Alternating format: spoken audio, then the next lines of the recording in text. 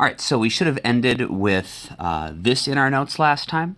I can't remember if we actually wrote this down. If you don't have written down that the net force is 0, remember that's how we figured out that the normal force and FGY should cancel and that the static friction and FGX should be the same.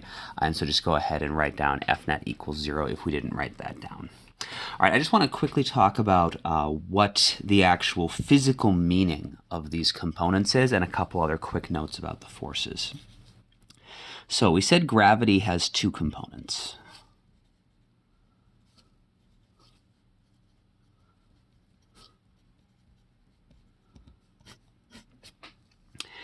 And what those components are telling us, FGX tells us about one important job that gravity does.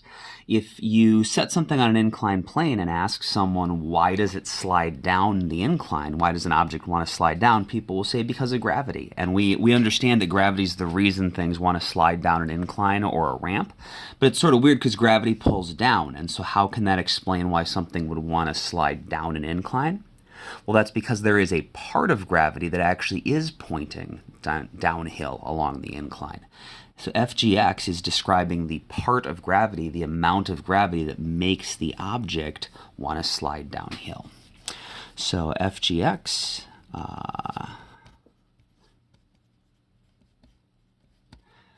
is the part of gravity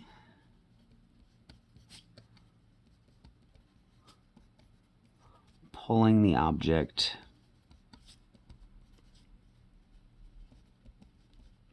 downhill. The other important thing that gravity does, not just on an incline, but when you're standing on the ground or any other time, is gravity is what holds us against the surface of the Earth. And gravity is, when you're standing on the ground, the thing that just, keeps you held against the ground. And when you're sitting on a hillside, gravity is still going to hold you against the ground. And the way that you hold something against the ground is you need to pull it into the ground. And you'll notice that here, into the ground would be this way. And that's what this component of gravity is doing. FGY is the part of gravity that is holding the object against the incline. It's pulling it into the incline. It's holding it against, like, the surface of the Earth, or in this case, the surface of the plane.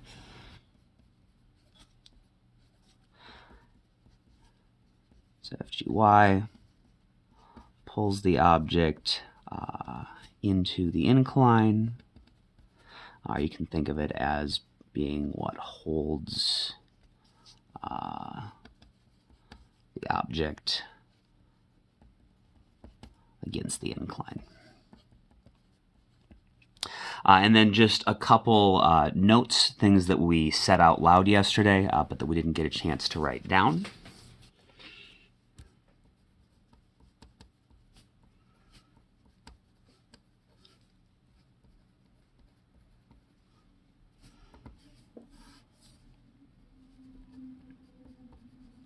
We'll start with the normal force. Remember, the normal force is not up. The normal force is pointing out away from the plane, which means that it's going to be going in the opposite direction of FGY, which means that pretty much in almost every case on an inclined plane, the normal force is not canceling out FG, it's canceling out FGY.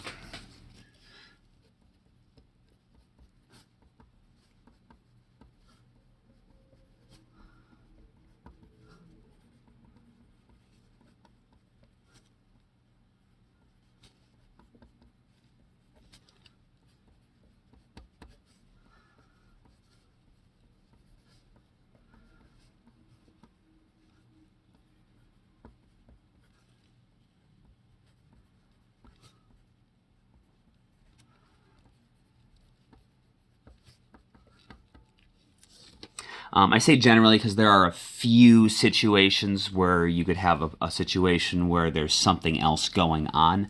We'll see one of those later today, but most of the time, the normal force is going to equal FGY. And that means, so that they can cancel each other out. So that means the normal force is not going to be going up. It's going the opposite direction of FGY. And that also means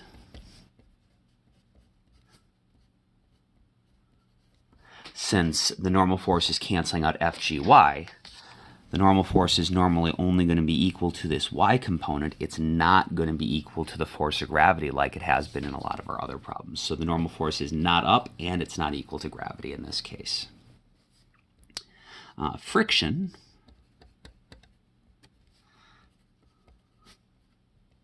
if it's there, always points along the incline. So either in the positive or the negative x direction.